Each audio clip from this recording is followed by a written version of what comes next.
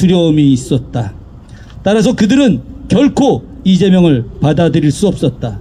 더구나 경상도 안동과 봉화 사이에 있는 청량산 줄기에 위치한 화전민의 아들이자 성남 상대원 시장 청소부의 아들, 겨우 초등학교밖에 나오지 않은 소년공 출신의 이재명을 용납할 수 없었다. 화려한 가문과 출중한 학맥, 재벌과 언론, 고위 관료와 정치인들과의 혼맥으로 맺어진 기득권 세력들은 이재명이 사법시험에 합격해 변호사가 된 것도 애써 무시했다. 서울대 법대로 대표되는 법조계의 기득권은 마치 노무현처럼 시골뜨기가 운이 좋아 사법시험에 합격한 것이라 평가절하하고, 그가 사법연수원을 최상위 성적으로 수료한 것도 의도적으로 밝히고 싶어 하지 않았다. 왜냐하면 그는 계속해서 천민이어야 했기 때문이다. 기득권들은 이재명이 노동자를 위한 변호사가 되겠다고 선언했을 때도 그냥 웃고 넘어갔다. 그가 아무리 발버둥을 쳐봤자 자신들 근처에도 오지 못할 것이라 생각했기 때문이다. 이재명이 성남시장이 되었을 때도 자신들을 향해 짖을 수는 있었지만 물지 못하는 개라고 생각했을 것이다. 그래서 그때까지는 이재명을 죽이려 하지 않았다. 자신들에게 대항하거나 자신들의 체제를 무너뜨릴 만한 인물이 아니라고 생각했기 때문이다. 그런데 성남시장 이재명이 갑자기 전 국민의 주목을 받는 정치인으로 성장하기 시작했다.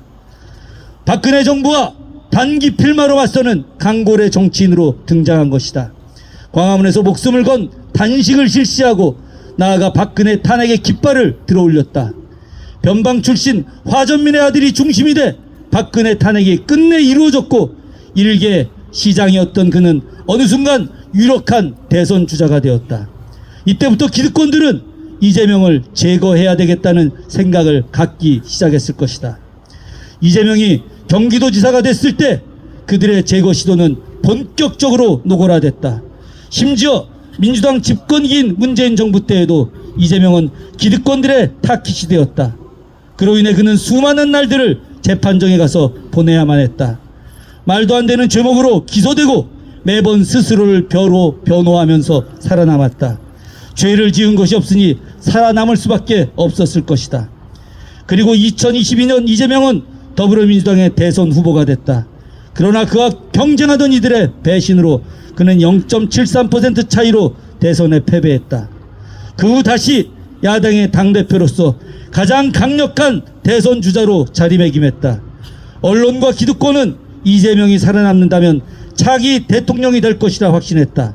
그리고 이재명이 대통령이 되면 숨겨놓은 칼을 뽑아 자신들의 목줄을 겨눌 것이라는 두려움에 사로잡혔다. 김대중 대통령처럼 정치 보복은 하지 않고 실용적으로 화합의 정치를 하겠다는 이재명의 말을 그들은 절대 믿지 않았다. 그가 내세웠던 대동세상의 꿈은 빨갱이 공산당 혁명이라고 왜곡했다. 한 사람을 철저하게 악마화한 것이다. 전인이자 빨갱이 이재명은 더 이상 대한민국 정치판에 존재해서는 안 된다. 이재명을 죽이고 대신 자신들과 타협할 개량주의자들을 찾아 그들을 민주당과 야권의 지도자로 만들어 앞으로도 자신들을 절대로 이기지 못하게 하겠다고 저들은 생각한 것이다. 그래서 이들은 이재명을 악마로 만드는 사회적 타살을 시도하고 실제로도 생명을 끊으려는 시도를 했다. 그리고 마침내 사법살인을 통한 정치적 타살을 하게 만들었다. 그러나 이재명은 이러한 저들의 사법살인 시도를 두려워하지 않았다. 그는 100만 명이 모인 광화문 집회에서 자신이 위로받으려 하지 않고 우리들을 위로했다. 그의 위로를 들으며 참으로 눈물이 났다. 그리고 그는 이재명은 결코 죽지 않는다고 외쳤다. 그래, 이재명은 결코 죽지 않는다. 이재명이 결코 죽지 않게 내가 그와 함께 있어야겠다. 나는 스스로 다짐했다. 이재명은 이제 김대중의 길로 걸어가기 시작했다. 현해탄에서 죽음의 위기를 겪고 5.18 내란 음모죄로 사형을 받고 3당 합당이라는 야합에 의해 대통령이 되지 못했던 김대중은 마침내 대한민국 17대 대통령에 선출됐고 외환위기로 망가진 나라를 다시 회복시켰다. 또 남북의 화해와 협력에 기반을 마련했다.